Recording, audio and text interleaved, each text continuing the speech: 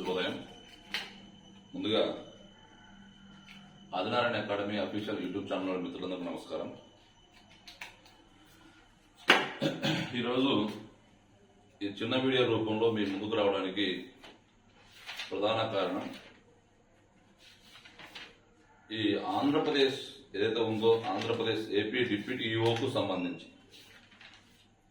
AP ఈ deputy education officer ఉద్యోగానికి సంబంధించిన ఈ నోటిఫికేషన్ యొక్క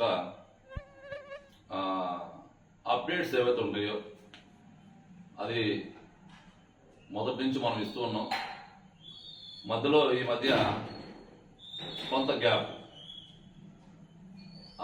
గ్యాప్ కూడా కారణాలు చెప్పాం కదా. ఏదైనా ఇన్ఫర్మేషన్ లేకపోతే మనం ఎటువంటి ఇన్ఫర్మేషన్ లేనప్పుడు, సమాచారం లేనప్పుడు మీ ముందుకు వచ్చి ఏదైనా సమాచారం చెప్పాలి అంటే తెలియని సమాచారాన్ని తెలియపరచడం అనేది, తెలియని సమాచారం చెప్పడం అనేది అది తప్పు అని నా ఉద్దేశం.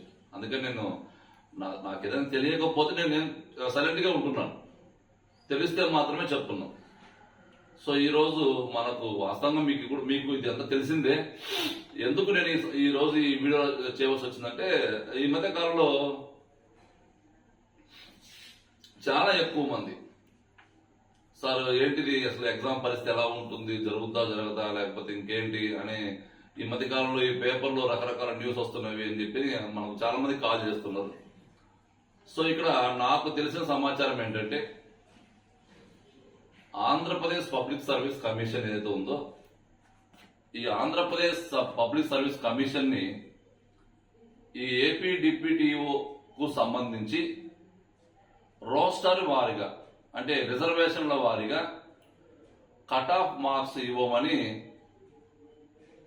మన వాళ్ళు ఈ ఆర్టీఐ ద్వారా ఒక ఇన్ఫర్మేషన్ అడిగారు. అంటే aspirants Andhra Pradesh public service commission మీకు తెలిసిందే, ఇది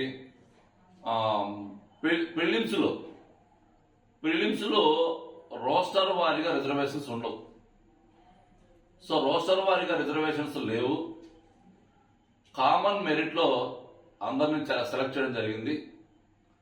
కాబట్టి ఇక్కడ కామన్ మెరిట్ ఒకటి వాళ్ళకు తెలియపరిచారు. సుమారుగా 48.5 ఆ స్కోర్ తోటి ఒక కామన్ మెరిట్ ని ఎవరైతే ఆర్టీఐ చట్టం ద్వారా అడిగినవారో వాళ్ళందరికీ ఆ సమాచారాన్ని షేర్ చేసింది. సరే, ఇక్కడ మన వాళ్ళు కొంత ముందుకు స్టెప్ వేసి కొంత ముందుకు అడిగేసి కొంతమంది మిత్రులు ఈ సమాచారాన్ని అడిగిన సమాచారాన్ని ఏపీపీఎస్సీ ఇవ్వట్లేదు, దాన్ని బేస్ చేసుకొని మరి ఇక్కడ హైకోర్టులో, ఆంధ్రప్రదేశ్ హైకోర్టులో ఒక కేసు ఒకటి ఫైల్ చేశారనేది మనకు తెలిసిన సమాచారం. So Andhra Pradesh deputy education officer కు సంబంధించిన ఎగ్జామ్ డేట్స్ విషయంలో కావచ్చు, లేకపోతే ఇంకేదైనా ఫర్దర్ విషయాల్లో కావచ్చు, కొంత డిలే జరగడానికి ప్రధాన కారణాలు ఇప్పుడు చెప్పిన సంఘటనలు అన్ని మీకు ఐడియా ఉన్నాయి, రోజు పేపర్లో చూస్తున్నారు ఆల్మోస్ట్ ఆల్ కూడా. ఒక కేసు ఒకటి మరి హైకోర్టులో ఏదో ఫిల్ చేశారు అనేది మనకు తెలిసిన సమాచారం. అది అధికారికంగా కాదు, మనకు తెలిసిన సమాచారం మాత్రం. నేను మొదట్లో చెప్తున్నాను, ఇది కేవలం నాకు తెలిసిన సమాచారాన్ని మాత్రం మీకు నేను షేర్ చేస్తున్నాను. ఎందుకు అంటే ఇది కారణం కావచ్చు మేబీ అని చెప్పి అనుకున్నాం. సో ఇక్కడ మనకు ఆ కోర్టులో కేసు ఫైల్ చేయడము మీరు గమనించారో లేదో, ఈ మధ్య కాలంలో ఆంధ్రప్రదేశ్ లో మీకు తెలుసా, ఇంతకుముందు ఎడ్యుకేషన్ డివిజన్స్ 53 అన్నీ ఉండేవి, ఇప్పుడు 74 చేశారు. ఆ రిమైనింగ్ ఎడ్యుకేషన్ డివిజన్స్ అంటే కొత్తగా వచ్చిన ఎడ్యుకేషన్ డివిజన్స్ అన్నిటికీ కూడా ఆంధ్రప్రదేశ్ ప్రభుత్వము ఎఫ్ఏసి అంటే ఇన్ఛార్జి డిప్యూటీ ఎడ్యుకేషన్ ఆఫీసర్లని నియమించేసింది ఆల్రెడీ. అంటే ఇక్కడ 38 ఏవైతే ఖాళీలు ఉన్నాయో, అంటే మనకు ఏవైతే ఏపీ డిప్యూటీఓ మనకు నోటిఫికేషన్ లో 38 ఫిల్ చేస్తామని చెప్పారో, ఆ 38 ఏవైతే ఉన్నాయో ఆ 38 పోస్టులు కావచ్చు, లేకపోతే రిమైనింగ్ ఏవైతే ఆ పోస్టులన్నిటినీ కూడా ఆంధ్రప్రదేశ్ ప్రభుత్వము ఇన్ఛార్జీలతోటి ఫిలప్ చేసేసింది. సో అక్కడ అది కోర్టులో నడుస్తుంది. సరే, అది ఇన్ఛార్జీలే మాత్రమే అవి. ఆ కోర్టులో కేసు వేశారు. మన గవర్నమెంట్ ఏపీపీఎస్ తరఫున ఎవరో మరి దాన్ని వాళ్ళ కోర్టులో అది ముందుకు హీరింగ్ రావాలి. హీరింగ్ వచ్చినప్పుడు మన ప్రభుత్వం తరఫున ఎటువంటి వాదన వినిపిస్తారు, వీళ్ళు ఎటువంటి వాదన వినిపిస్తారు, మన కోర్టు ఏమని వాళ్ళకి గైడ్ చేస్తుంది, ఇవన్నీ కూడా కొంత టైం పడుతుంది. సో కాబట్టి ఇదొక సమాచారం, మనకు తెలిసిన సమాచారం ఒకటి నేను మీకు షేర్ చేస్తున్నాను. ఇదందరూ ఉపయోగించుకోండి. ఇంకోటి ఏంటంటే, ఎవరైతే మరి డిప్యూటీ ఈఓకి మెయిన్స్ క్వాలిఫై ఉన్నారో, నేను మొదట్లో చెప్పా, ఎవరు కూడా ఎగ్జామ్ డేట్స్ వచ్చేంత వరకు కూడా దయచేసి మీ యొక్క అమూల్యమైన సెలవులను వేస్ట్ చేసుకోదు. సో కాబట్టి కొంతమంది ఎవరైతే మనకు ఈ ఎడ్యుకేషన్ 1, ఎడ్యుకేషన్ 2 కావాలి ఇటువంటి పేపర్స్ అసలు చదవకుండా క్వాలిఫై ఫస్ట్ టైం మనకు గతంలో వీటి మీద టచ్ లేకుండా క్వాలిఫై అయ్యారో వాళ్ళకి ఎకనామికల్ గా ఏదైనా ప్రాబ్లమ్స్ లేకపోతే మాత్రమే వాళ్ళు సెలవు పెట్టు చదువుకోవడం తప్ప, మిగతా వాళ్ళు మాత్రము అంటే కొంచెం ఇంటి దగ్గర ఎకనామికల్ ప్రాబ్లమ్స్ అవన్నీ ఫేస్ చేసుకుంటూ సెలవులు పెట్టుకుంటూ మీ అమూల్యమైన సెలవులు మాత్రం వేస్ట్ చేసుకోవద్దు. ఎందుకంటే ఎగ్జామ్ ఎప్పుడు జరుగుతుందో ఎగ్జాక్ట్ గా ఎవరు చెప్పలేకపోతున్నాం. కాబట్టి ఇక్కడ టచ్ ఉన్న వాళ్ళు రెగ్యులర్ గా మీ పనులు మీరు చేసుకుంటూ, మీరు ఏవైతే ప్రొఫెషన్స్ ఉద్యోగాలు చేస్తున్నారో మీ పనులు మీరు చేసుకుంటూనే ఒకవైపు మీకు దొరికిన సమయాన్ని ఉపయోగించుకోండి, చదువుతూ ఉండండి, రెగ్యులర్ టచ్ లో ఉండండి క్వాలిఫై అయిన వాళ్ళు. సో కాబట్టి ఇది ఒకటి గుర్తుపెట్టుకోండి. ఇక నెక్స్ట్ దీంతో పాటుగా మనకు ఉపయోగపడే ఇంకొక వాల్యుబుల్ అంశం ఏంటంటే, ఈ ఏపీ డిప్యూటీ ఈఓకు సంబంధించిన నోటిఫికేషన్, ఇటువంటి నోటిఫికేషనే ఒకటి తెలంగాణలో ఒకటి రాబోతుంది. ఇటువంటి notification same deputy education officer కు సంబంధించిన నోటిఫికేషన్ లాంటిదే తెలంగాణలో రేపు జనవరిలో ఒకటి రాబోతుంది, జనవరిలో.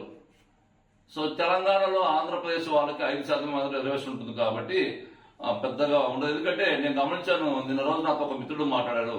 అంటే నేను ఎందుకు చెప్తున్నానంటే 5% కదా అని అనుకోవాల్సిన అవసరం లేదు. మనం టాలెంట్ ఉంటే మనం ఎక్కడైనా గణన కావచ్చు. నిన్న నాకు ఒక మిత్రుడు కాల్ చేశాడు, తెలంగాణ ప్రభుత్వం నిర్వహించిన ఈ యొక్క డిఎస్సి బయాలజికల్ సైన్స్ డిఎస్సిలో తెలంగాణలో టాప్ 5లో ఉన్నదా. టాప్ 5 అంటే మొత్తం ఆ సబ్జెక్ట్ లో నాన్ లోకల్లో టాప్ 5లో ఉంటే ఆల్మోస్ట్ ఉద్యోగం వచ్చేస్తుంది. అట్లా మనకు ఈ తెలంగాణ ప్రభుత్వం కూడా రేపు జనవరిలో ఈ డిప్యూటీ ఈఓకు సంబంధించి ఒక నోటిఫికేషన్ రిలీజ్ చేయబోతుంది.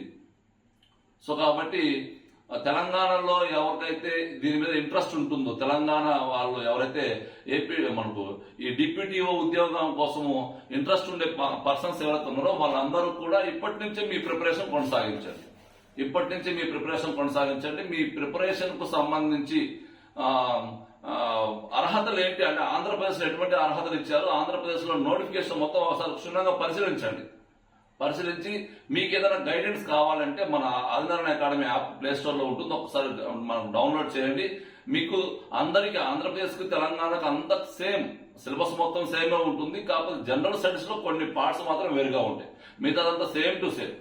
కాబట్టి తెలంగాణలో రాబోయే డిఓఈఓకు సంబంధించి ప్రిపరేషన్ కొనసాగించాలనుకునేవారు ఇప్పటి నుంచి మీ ప్రిపరేషన్ కొనసాగించండి. మీ ప్రిపరేషన్ లో ఎటువంటి ఏదైనా గైడెన్స్ కావాలంటే మన యాప్ ఉంటుంది ప్లే స్టోర్ లో, ఒకసారి డౌన్లోడ్ చేయండి. లేకపోతే నా నెంబర్ ఉంటే ఒకసారి కాల్ చేయండి, నేను వివరాలు మేము మొత్తం తెలియపరుస్తాను గ్యారంటీగా. సో ఇక్కడ 2 విషయాలు, ఆంధ్రప్రదేశ్ డివైఓకు సంబంధించిన అప్డేట్స్ ఏంటి, తెలంగాణ డివైఓకు సంబంధించిన అప్డేట్స్ ఏంటి. సో ఇవన్నీ కూడా మీరు జాగ్రత్తగా అబ్జర్వ్ చేయాలి. ఇక నెక్స్ట్ ఈ డివైఓకు సంబంధించి ఇంకొక అప్డేటెడ్ అంశం ఒకటి చెప్పేసి దీన్ని క్లోజ్ చేద్దాం.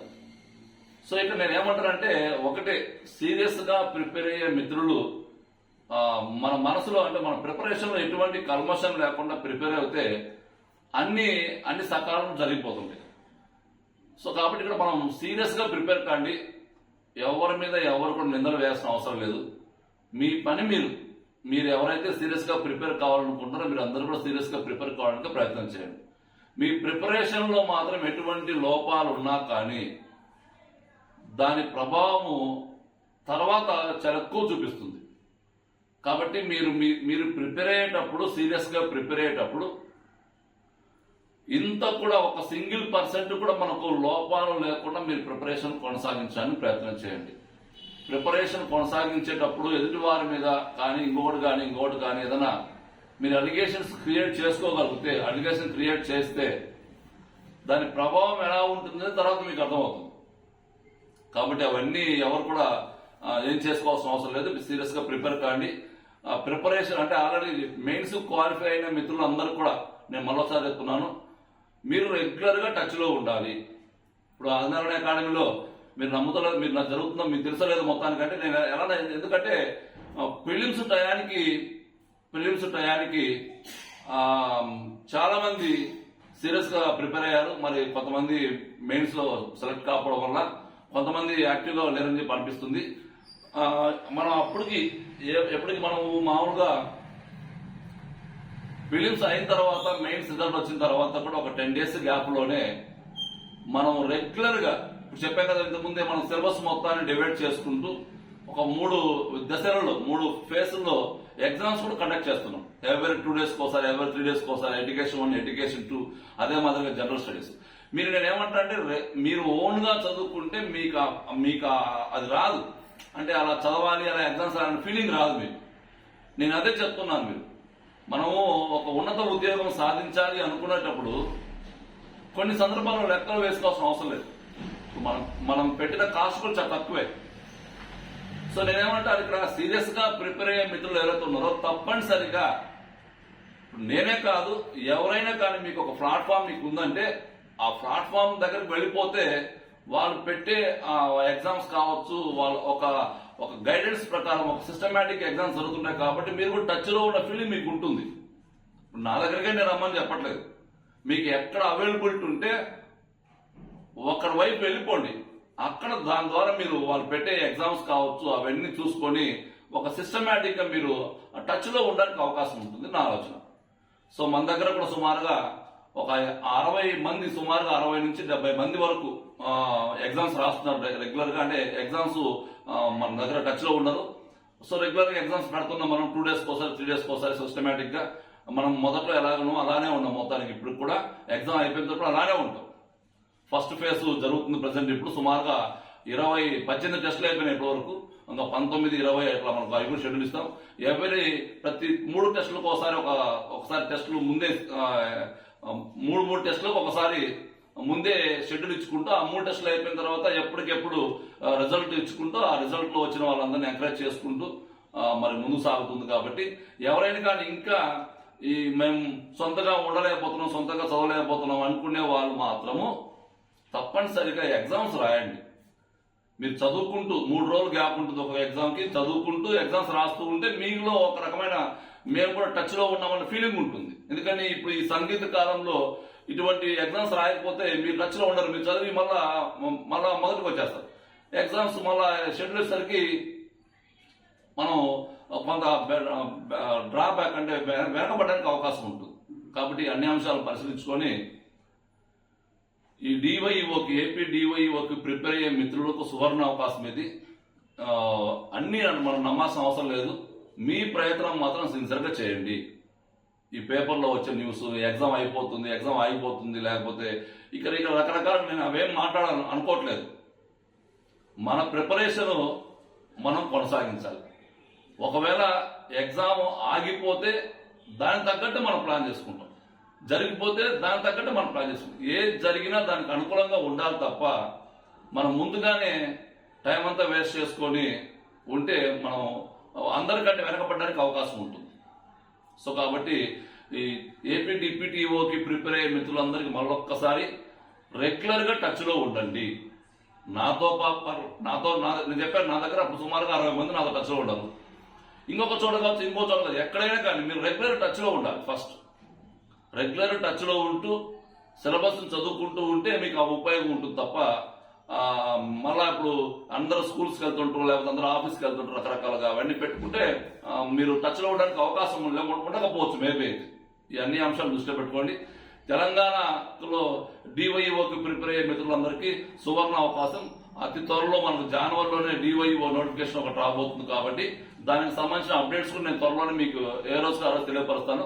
కాబట్టి తెలంగాణలో డివైఓకి ప్రిపేర్ అయ్యే మిత్రులకు కూడా మనకు ఏదైనా మీకు ఈ గైడెన్స్ కావాలంటే మన యాప్ ఉంటుంది. ఒక్కసారి మీరు మన ప్లే స్టోర్ నుంచి యాప్ ఇన్స్టాల్ చేయడానికి ప్రయత్నం చేయండి.